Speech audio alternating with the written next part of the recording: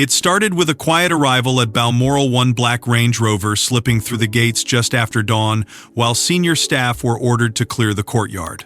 But it was the expression on Lady Louise Windsor's face hours later that ignited whispers across the estate. The executors had revealed something no one expected. Prince Philip had left her the Balmoral stables. And suddenly, a deeply personal inheritance became the center of a royal storm no one inside the palace could contain. Before we go deeper into what this really means for the royal family, make sure to subscribe so you don't miss a single update. For decades, Balmoral had existed as more than a royal residence. Those familiar with the traditions surrounding the Scottish estate often described it as the one place where the monarchy lowered its guard. It was where Queen Elizabeth II felt closest to normal life, where Prince Philip escaped the suffocating rituals of palace protocol, and where private loyalties mattered far more than titles or public status. That was why the sudden appearance of legal advisors, estate officials, and royal security personnel inside Balmoral immediately triggered concern among Arving staff members. Reports suggest the executors arrived carrying sealed documentation connected to Prince Philip's final estate directives, papers that had reportedly remained untouched since shortly after his death. Yet even among those accustomed to royal secrecy, insiders whisper that the atmosphere felt unusually tense. Staff were allegedly instructed not to discuss one particular inheritance detail under any circumstances. While movement between Balmoral and Windsor increased dramatically over the following 48 hours. At first, some assumed the discussions involved land management or private family assets connected to the late Duke's collections, but the reality proved far more emotional. According to palace administrative whispers, Lady Louise spent several hours alone near the Balmoral stables shortly after the executors concluded their private meeting. Those who saw her described someone visibly overwhelmed, caught between grief and disbelief. Because the stables were never merely another royal building. To Prince Philip, they represented continuity, discipline, and escape from the endless political machinery of royal life. Sources close to Highland staff claim He often referred to the stables as one of the few places within the royal world untouched by performance or ambition. It was there that he focused on carriage driving, horses, and the routines that grounded him during periods of immense pressure inside the monarchy. What stunned many insiders was not simply that Louise inherited the stables, but that Prince Philip had reportedly structured the arrangement years earlier through private correspondence and estate planning conversations known only to a tiny circle of trusted advisors. Different interpretations of these arrangements suggest the late Duke viewed Lady Louise as uniquely capable of preserving something he feared the monarchy was quietly losing. Unlike many younger royals constantly pulled toward publicity, Louise had largely remained outside the machinery of royal celebrity. She rarely sought headlines, rarely inserted herself into palace drama, and reportedly formed a deeply personal bond with Philip through shared traditions that few others fully understood. Insiders whisper that Philip admired her patience, her restraint, and her instinctive understanding of duty without spectacle. And within the walls of Balmoral, mattered more than hierarchy. But the emotional impact of the inheritance quickly spread beyond the estate itself. Senior royals were reportedly caught off guard by the significance attached to the bequest. Because while the Balmoral stables may not carry the constitutional importance of crowns, titles, or palaces, they held something potentially more powerful inside royal culture: symbolism. Questions began surfacing almost immediately. Why Louise? Why entrust such a deeply personal sanctuary to one of the monarchy's quieter figures instead of a senior working royal? Some royal commentators quietly suggested the decision reflected Philip's long-held concerns about the institution drifting away from its traditional foundations. Others interpreted it as a final act of trust from a man who valued loyalty above public image. And as legal teams continued moving between Balmoral and Windsor, speculation intensified that the inheritance carried implications far beyond property ownership alone. Meanwhile, media attention surrounding the story grew impossible for palace officials to fully contain. Reports of unusual security movements near Balmoral only deepened public fascination. Royal correspondents began discussing Philip's enduring influence over the monarchy even after death. While insiders close to the estate hinted that the late Duke may have intentionally left behind more than a symbolic gift, the stables themselves became the center of growing intrigue, described by those familiar with the estate as a sacred personal retreat tied intimately to Philip's identity. Every detail added another layer to the mystery. Why had these arrangements remained so carefully protected for years? Why had the disclosure been handled with such extraordinary caution? And perhaps most importantly, what message was Prince Philip trying to leave behind through this deeply personal decision? Because inside the House of Windsor, inheritances are rarely just inheritances. They are signals, endorsements, warnings, and sometimes, according to those who study the monarchy closely, they become the clearest glimpse into what senior royals truly believed when the cameras disappeared and the palace doors finally closed. But the inheritance itself was only the beginning, because hidden within Philip's final decision was a message about loyalty, legacy, and the future of the monarchy itself. For years, the public saw Lady Louise as one of the monarchy's quieter figures. But behind Balmoral's gates, Prince Philip reportedly viewed her very differently. While headlines focused on heirs and spares, Philip was said to have formed an extraordinary connection with the granddaughter who shared his discipline, his love of carriage driving, and his instinct for silence over spectacle. And according to those familiar with the late Duke's inner circle, that bond became impossible to ignore during his final years. Long before the inheritance controversy erupted across royal circles, those working quietly inside Balmoral had already noticed something unusual about the relationship between Prince Philip and Lady Louise. While other members of the family moved through the rhythms of royal life surrounded by aides, schedules, and public expectation, Louise reportedly became part of a far more private routine. Sources close to Highland staff whisper that Philip found comfort in her presence precisely because she asked for nothing. No attention, no special treatment, no attempt to transform private family moments into public currency. In a monarchy increasingly overshadowed by media bias, tales and endless scrutiny, that kind of restraint carried enormous emotional weight for a man who had spent decades defending the institution from instability. Reports suggest Philip personally introduced Louise to the traditions of carriage driving not merely as a hobby, but as a discipline rooted in patience, control, and endurance. Those familiar with the Duke's routines often describe carriage driving as one of the few passions that allowed him to escape the suffocating demands of palace politics. Balmoral became central to that world. Away from the endless noise surrounding the monarchy, the stables reportedly transformed into a sanctuary where Philip could reconnect with the older values he believed were slowly disappearing from royal life. And according to insiders, Louise understood that world instinctively. She was said to listen more than she spoke, to observe instead of perform, to value continuity over recognition. In many ways, palace whispers claim she reminded Philip of a version of royal duty that once defined the institution itself. That connection only deepened during Philip's later years as tensions and uncertainty inside the monarchy intensified.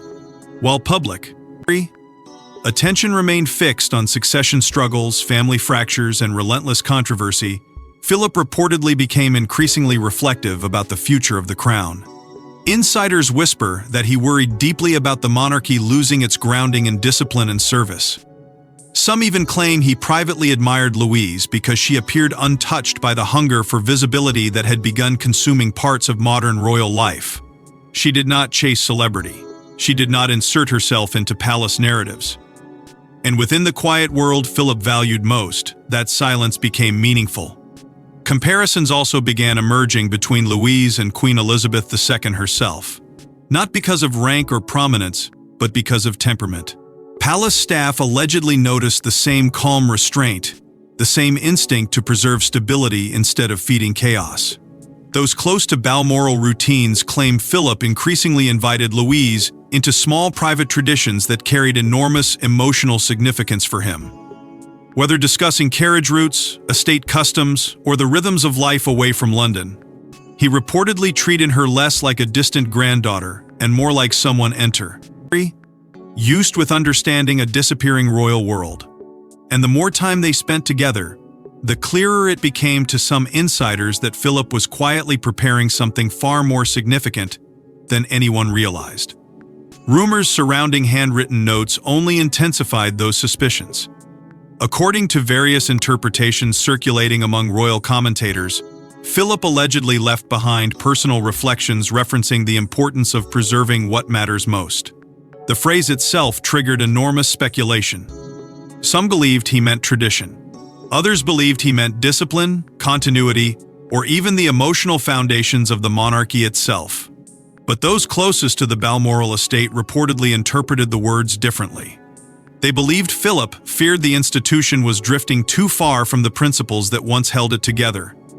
And in Louise, he may have seen someone capable of protecting a small but deeply symbolic piece of that legacy long after he was gone. As these whispers spread quietly through palace corridors, the emotional weight behind the inheritance became harder to dismiss as a simple personal gesture. Because within the House of Windsor, and the smallest private decisions often carry enormous meaning. And what began as a quiet act of remembrance was now evolving into something much larger. Something tied to the monarchy's uncertain future and the values Prince Philip believed deserved to survive.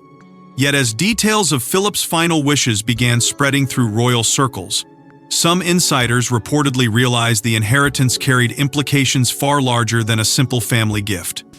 The moment the executors opened the files, the atmosphere reportedly changed inside Balmoral almost instantly. What had been expected to remain a deeply private matter suddenly carried enormous symbolic weight. Because according to various interpretations of Philip's estate planning, the Balmoral stables were not merely property, they were treated as a living extension of the Duke's personal legacy. And the decision to entrust them to Lady Louise sent shockwaves through parts of the royal establishment. At first, only a small number of individuals were believed to understand the true significance of the documents placed before the executors that morning. But as details slowly emerged through palace corridors, insiders began describing the inheritance not as a conventional transfer of assets, but as a carefully constructed act of preservation. Reports suggest Prince Philip had left behind highly specific instructions tied to the future of the Balmoral stables. Instructions that allegedly focused less on ownership and more on protection. Legal advisors familiar with the arrangement reportedly emphasized one phrase repeatedly during internal discussions: continuity. That single word would soon become central to understanding why the late Duke's decision carried such extraordinary emotional and symbolic force. According to whispers from those close to the estate, Philip feared that many of the traditions he spent decades protecting were becoming vulnerable to modernization, image management, and the growing pressures of celebrity culture surrounding the monarchy. The Balmoral stables, however, represented something untouched by all of that. They were tied to routine, discipline, and the quieter rituals that once defined royal life long before headlines and public battles consumed the institution. Sources claim Philip viewed the stables almost as sacred ground, a place connected to memory rather than status. And because of that, the inheritance reportedly came with expectations that extended far beyond simple possession. Insiders allege the arrangement was framed as stewardship, not personal enrichment. Louise was not inheriting a trophy. She was inheriting responsibility. That distinction immediately triggered tension behind palace walls. Some senior figures reportedly questioned how the public would interpret the decision once details inevitably surfaced. After all, Lady Louise occupied a far quieter position within the royal hierarchy compared to more prominent members of the family. Why bypass senior royals? Why entrust such a personal and symbolic part of Philip's legacy to someone who had largely remained outside the center of public royal life? The questions multiplied rapidly. And according to some royal commentators, that may have been exactly the point. Because the more observers examined Philip's final wishes, the more the inheritance appeared to reflect a deeply personal judgment about the state of the monarchy itself. Palace insiders whisper that Philip had grown increasingly frustrated by what he allegedly viewed as the transformation of royal identity into performance. While some members, burrs of the institution, embraced publicity, narrative battles, and celebrity influence, the Duke reportedly valued those who protected royal duty quietly. without seeking recognition in return. Louise's reserved nature suddenly became impossible to separate from the meaning behind the inheritance. She represented restraint at a time when the monarchy often appeared consumed by noise. And within royal circles, that contrast carried enormous emotional power. Some even speculated that Philip intentionally avoided placing the stables under the influence of more public-facing royals, because he feared the symbolic importance of the estate could eventually be diluted or commercialized. Meanwhile, reactions among Balmoral staff reportedly became deeply emotional once the details were understood fully. Many had witnessed the bond between Philip and Louise over the years. They had seen her participate in routines others overlooked, listen to stories others ignored, and embrace traditions that many younger royals reportedly viewed as outdated. To those closest to the estate, her inheritance of the stables felt less shocking than inevitable. It was interpreted as the continuation of something deeply personal between the late Duke and the granddaughter he believed understood him best. That emotional undercurrent only intensified public fascination as royal commentators began describing the move as Philip's final statement on authenticity, duty, and the kind of monarchy he hoped would survive after him. But as discussions surrounding the inheritance spread beyond Balmoral itself, the atmosphere inside royal circles grew even more uneasy. Because the deeper people looked into Philip's final arrangements, the harder it became to dismiss the possibility that the late Duke had been sending a message not just about family, but about the future direction of the crown. And within that realization lay the question now quietly echoing across palace corridors, one that threatened to reshape how many viewed Lady Louise forever. But as the story spread beyond Balmoral's walls, attention shifted toward one critical question: why had Philip trusted Louise with something so deeply personal while others were left watching from the sidelines? Reports suggest Prince Philip understood something about the monarchy long before others were willing to admit it, that survival would not depend on spectacle but on restraint.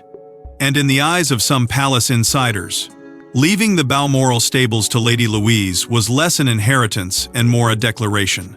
A quiet but unmistakable endorsement of the royals who still protected tradition without demanding attention in return. The deeper royal commentators examined Philip's final decision, the more they began describing it as a reflection of the values he believed the monarchy was slowly abandoning.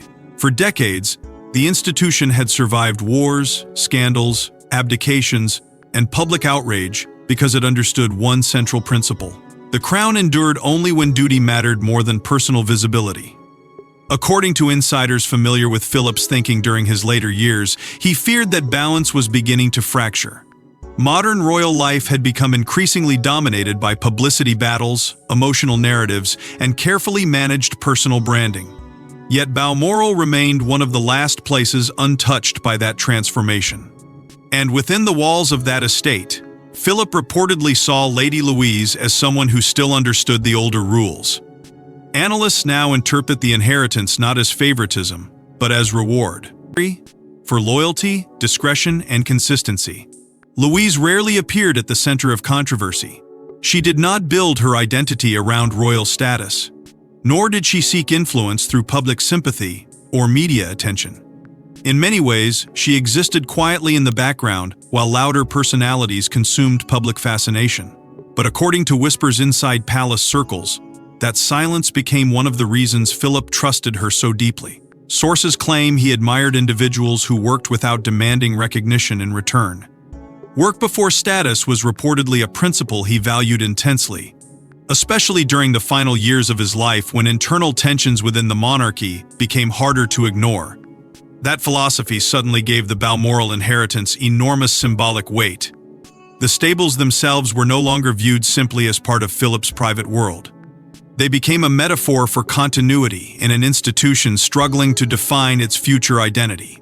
Because within royal culture, Balmoral occupies a unique emotional position. It is often described as sacred royal geography, tied not to political ceremony but to memory, endurance, and family tradition. Generations of royals retreated there during moments of crisis, uncertainty, and grief. Queen Elizabeth II reportedly considered it one of the few places where she could truly breathe beyond the pressures of the crown. Philip understood that emotional significance better than almost anyone. And by placing part of that world into Louise's care, many insiders believe he was quietly signaling what kind of monarchy deserved to survive after him. The timing of the revelation only deepened speculation. Discussions surrounding the monarchy's long-term future had already intensified following King Charles's health. Struggles and growing questions about what the institution might eventually look like under Prince William's reign. Against that backdrop, Philip's decision felt almost prophetic to some royal observers. It appeared to reinforce support for what commentators often describe as the old guard philosophy of monarchy. Discipline over performance, silence over spectacle, continuity over reinvention. Some even interpreted the inheritance as a subtle rejection of the increasingly celebrity-driven pressures surrounding modern royal life. Whether intentional or not, the symbolism became impossible to ignore. Yet amid the growing fascination, one figure remained emotionally shaken by the storm unfolding around her. Reports suggest Lady Louise herself struggled with the immense burden attached to Philip's final gift, because inheriting the stables also meant inheriting the emotional expectations surrounding them. Palace insiders whisper that Louise understood the public was no longer viewing her as simply a quiet granddaughter mourning her grandfather. She was now being portrayed as a guardian of values many feared the monarchy was losing, and that realization carried enormous emotional pressure. The stables represented loyalty, memory, and continuity. But they also represented responsibility. The responsibility to preserve something Philip believed still mattered in a changing royal world. As media speculation intensified and commentators continued dissecting every layer of the inheritance, palace officials reportedly grew increasingly concerned about the growing mythology surrounding Philip's decision. What began as a private family arrangement had transformed into a larger conversation about legacy, identity, and the soul of the monarchy itself. And while senior aides attempted to contain the narrative before it spiraled further, events inside Balmoral were already beginning to shift in ways few had anticipated. And just as the palace attempted to contain the growing fascination surrounding Philip's decision, Lady Louise finally made a move no one expected. For days, Lady Louise said nothing. No public appearance, no statement, no carefully managed palace briefing. But according to sources close to the family, the silence itself became impossible to ignore. Because behind closed doors at Balmoral, Louise was reportedly grappling with the realization that Philip had entrusted her not simply with land or horses, but with a piece of himself that could never be replaced. As speculation surrounding the inheritance intensified across royal circles, many expected the palace to release some carefully measured explanation designed to calm public fascination. Instead, there was only silence. And according to insiders, that silence reflected something deeply personal unfolding behind the scenes.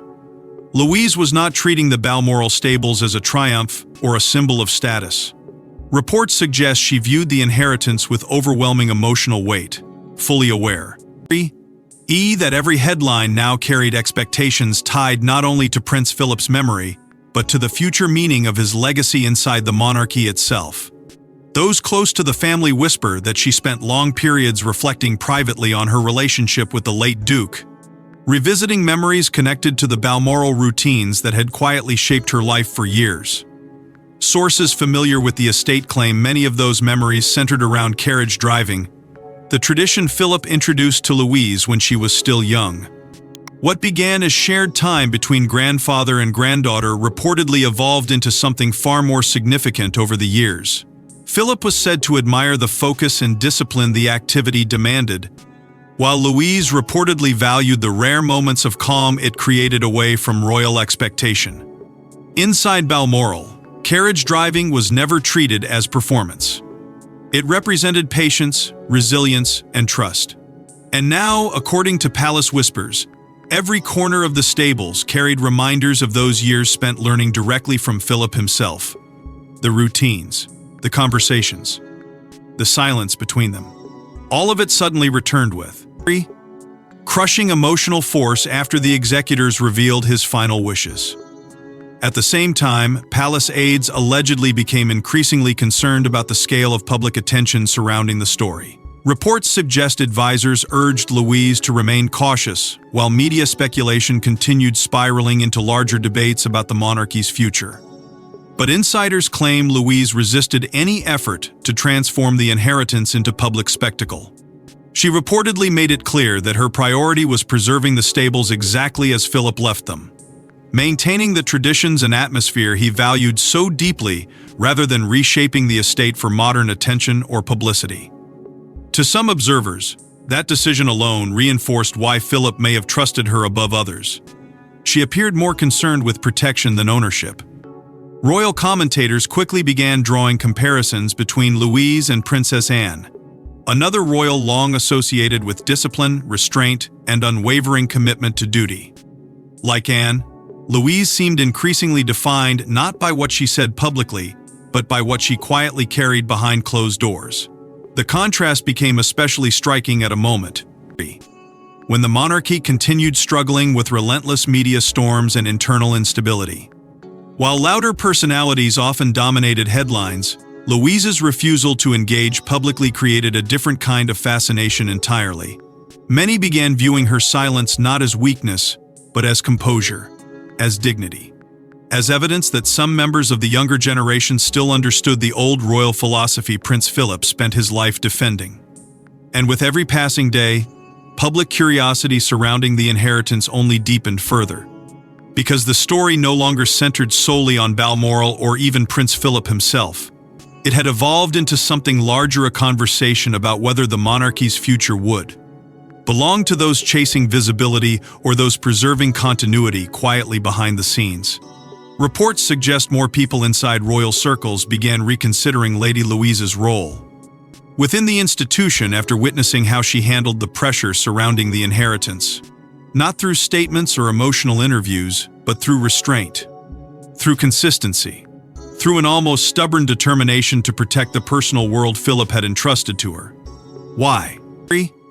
And even as sympathy and admiration for Louise continued growing, insiders quietly warned that the inheritance controversy was far from over. Because behind the emotional headlines and growing public fascination lay a far more unsettling realization about why Prince Philip may have structured his final wishes the way he did. And according to some palace observers, understanding that truth would require looking beyond the stables themselves and into the uncertain future facing the monarchy after Charles William and the generation now preparing to inherit the burden of the crown. But the deeper truth behind Philip's final decision would only become clear once royal insiders began connecting it to the monarchy's uncertain future. In the end, the Balmoral stables were never just about horses, land, or inheritance. They represented something far more enduring, a final attempt by Prince Philip to preserve the values he believed the monarchy could not survive without. And by placing that responsibility in Lady Louise's hands, reports suggest the late Duke delivered one last message from beyond the palace walls. That loyalty, discipline, and quiet duty still mattered more than fame. As the storm surrounding the inheritance slowly began settling into reflection rather than outrage, a deeper understanding started emerging inside royal circles. Palace insiders reportedly came to view Philip's final decision not as an emotional gesture shaped by sentiment alone, but as the conclusion of his beliefs he had carried for decades. Throughout his life, Prince Philip rarely appeared interested in popularity. He understood better than most that public affection could shift overnight, but endurance was what sustained the monarchy through generations of crisis. That philosophy shaped the way he worked, the way he protected the institution, and ultimately, according to many observers, the way he chose to leave behind part of his legacy. The Balmoral stables became symbolic of that thinking. Not glamorous, not politically powerful, but deeply tied to continuity, discipline, and memory. For many within the palace, the inheritance unexpectedly transformed Lady Louise's standing inside the royal family. Until now, she had largely existed on the edges of public royal conversation, overshadowed by airs, scandals, and the constant attention surrounding senior working royals. Yet Philip's decision forced many insiders to reconsider her role entirely. Reports suggest respect for Louise quietly strengthened across royal circles, not because she inherited something valuable, but because of the way she carried the responsibility attached to it. She did not celebrate publicly. She did not seek sympathy or recognition. Instead, she reportedly approached the inheritance with the same restraint Philip himself admired throughout his life. That reaction alone convinced some observers that the late Duke's trust may have been carefully placed after all. At the same time, broader questions surrounding the monarchy's future only grew louder. King Charles faced mounting pressures tied to health concerns, generational transition, and the growing challenge of preserving public trust in a rapidly changing world. Prince William represented the next chapter of the institution, but many insiders privately acknowledged that the monarchy's survival would depend not only on its future king, but on whether the values once embodied by figures like Queen Elizabeth II and Prince Philip could still survive within the generations rising behind them. In that context, the Balmoral inheritance took an almost mythic significance. Some royal commentators described it as Philip's final act of trust, a deliberate attempt to protect a fragment of the old monarchy before time and modern pressures swept it away completely. And perhaps that is why Balmoral itself remains so central to the emotional power of the story. For decades, the estate had served as more than a residence. It was described by those closest to the family as a sanctuary where royal life returned to its simplest form. Away from ceremony and headlines, Balmoral preserved routines and traditions that connected generations of royals to something older and more stable than public approval. Philip reportedly loved the estate because it allowed authenticity to survive behind the walls of an institution built on performance. And now, according to whispers still circulating through palace corridors, Lady Louise had become one of the final custodians of that private world. What made the story resonate so deeply was not wealth or status, but the emotional contrast at its center. In an era dominated by visibility, Philip had chosen someone defined by quietness. In a monarchy increasingly pulled toward spectacle, he had placed his trust and restraint. And in doing so, many believe he revealed what he truly feared the institution might lose if it abandoned the principles that once anchored it. The Balmoral stables became more than property. They became a symbol of the battle between continuity and reinvention, between service and celebrity, between legacy and distraction. Now, long after the executors closed the files and the initial frenzy began fading from headlines, the image that continues lingering inside royal circles is not one of legal documents or inheritance disputes. It is the image of Lady Louise continuing the traditions Philip once taught her, quietly preserving the routines and values he spent a lifetime protecting. No speeches, no spectacle. Only duty carried forward in silence. Because long after the headlines fade and the palace moves on, the echo of Philip's final choice may remain one of the clearest signs of what he truly believed the monarchy needed to endure. As news of the inheritance spread through royal circles, the reaction was reportedly far more emotional than palace officials expected. Behind the polished smiles and carefully measured statements, insiders whisper that Philip's decision sparked intense private conversations about legacy, trust, and the future balance of influence within the House of Windsor. Because for many inside the institution, the Balmoral stables symbolized something sacred and Philip had chosen Lady Louise to guard it.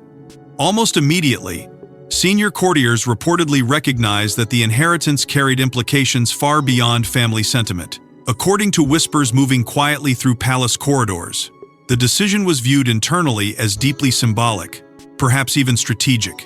Prince Philip had spent his life understanding the invisible mechanics that held the monarchy together. He knew which traditions were essential, which loyalties mattered, and which members of the family truly understood the burden of preserving an institution larger than themselves. That was why some insiders allegedly interpreted the inheritance as Philip's final acknowledgement of quiet service over rank, consistency over visibility. In private discussions, several royal commentators began suggesting that the late Duke may have been making a subtle but powerful statement about what kind of royal figure deserved trust in the years ahead. The comparisons surrounding Lady Louise only intensified that perception. While the younger generation of royals often found themselves pulled into relentless public scrutiny, Louise remained remarkably detached from the machinery of celebrity and controversy. She was not viewed as a headline figure. She did not dominate interviews, shape narratives, or compete for attention. Yet according to sources close to palace operations, that restraint increasingly resembled the qualities once associated with the monarchy's most respected figures. Some observers quietly compared Louise to the generation of royals shaped by duty before publicity became inseparable from royal survival. Others pointed to Princess Anne, whose decades of disciplined service earned respect not through spectacle, but through reliability. In those comparisons, Louise's role inside the institution suddenly appeared far more significant than many had realized. At Balmoral itself, reports suggest the emotional response among long-serving staff members was particularly profound. For years, many had witnessed the connection between Philip and the estate's traditions firsthand.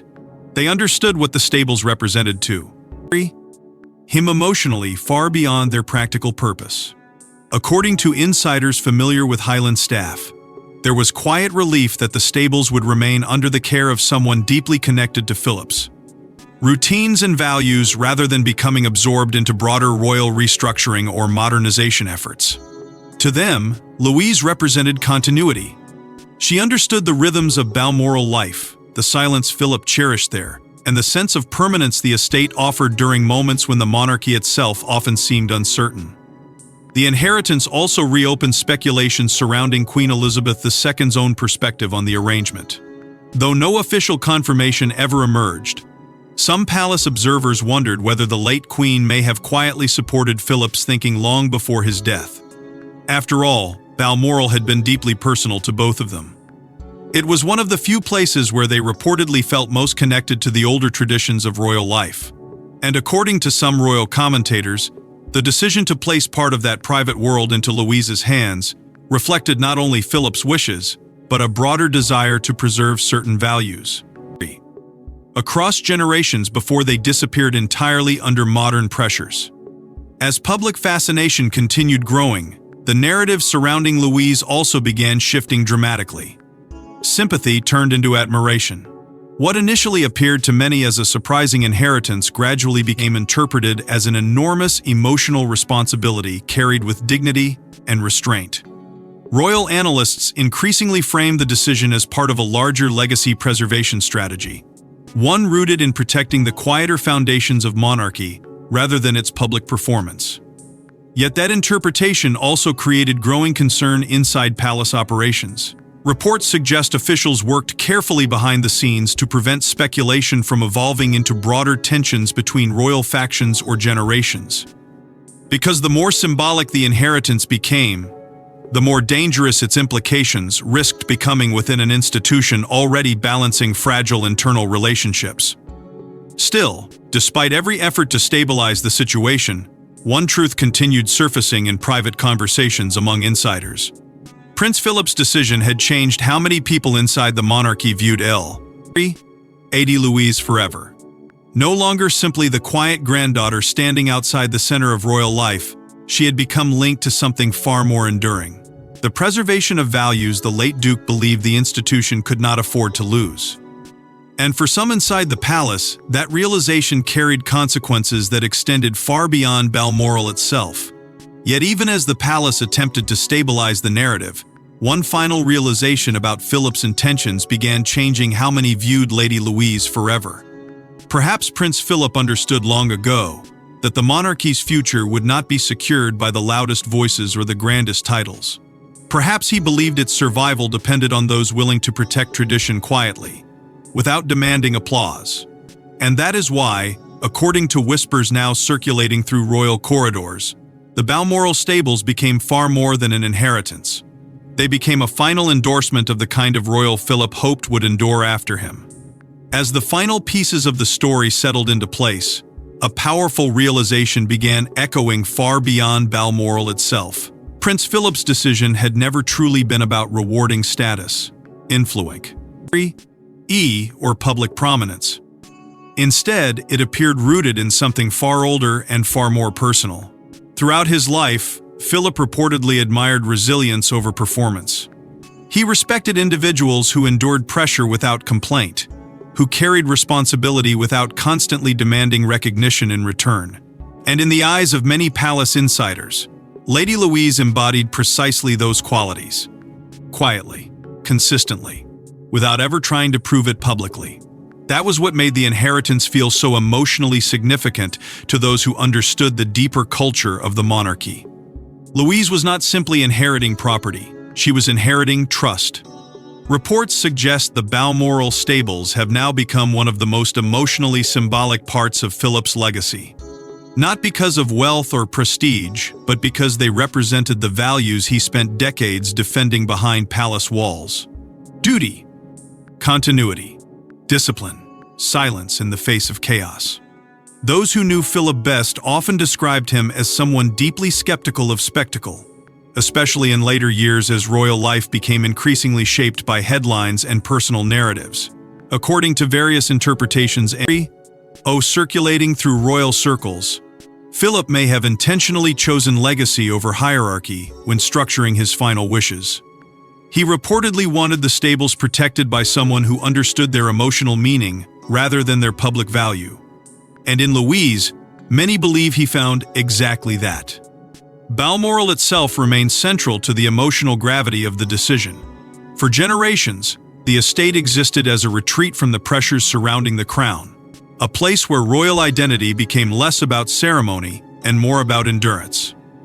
It was where Queen Elizabeth II reportedly found stability during moments of uncertainty. It was where Philip escaped the machinery of palace politics and returned to the routines that grounded him emotionally.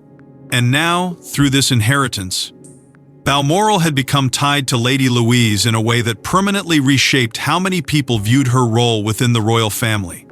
She was no longer simply a quiet presence standing outside the institution's center. She had become connected to one of the monarchy's deepest emotional traditions. What fascinated observers most was the way Louise handled the attention surrounding the inheritance. She never attempted to control the narrative. She never stepped forward seeking sympathy or praise. Instead, her silence became interpreted as strength, as composure, as evidence that Philip's trust had not been misplaced.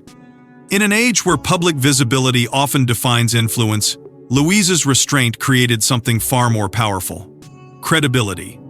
Palace insiders reportedly began viewing her differently after the controversy unfolded, seeing in her a continuation of the older royal philosophy built not on celebrity, but on service carried quietly over time. And with every passing week, the inheritance transformed from a private family matter into a larger symbol of generational responsibility inside a monarchy struggling to preserve its identity.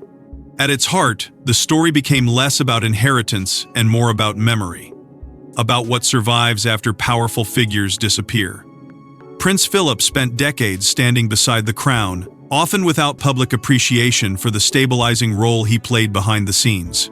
Yet even after death, his influence appeared to linger through one final decision that revealed what mattered most to him in the end. Not applause, not status, but continuity. The belief that traditions only survive when someone is willing to protect them long after public fascination fades away. And perhaps that is why the story resonated so deeply across royal circles and beyond. Because within the silence surrounding Balmoral, many people recognize something painfully rare in modern public life: loyalty without performance, duty without spectacle. A younger royal carrying forward traditions, not because she was forced to, but because she genuinely understood their meaning. And in that realization, Prince Philip's final message became impossible to ignore. And in the cold silence of Balmoral, where Prince Philip once found peace far from palace politics, Lady Louise may now carry forward the very legacy he feared the monarchy was beginning to lose. Thanks for watching. Please don't forget to like and subscribe, and we will see you in the next one.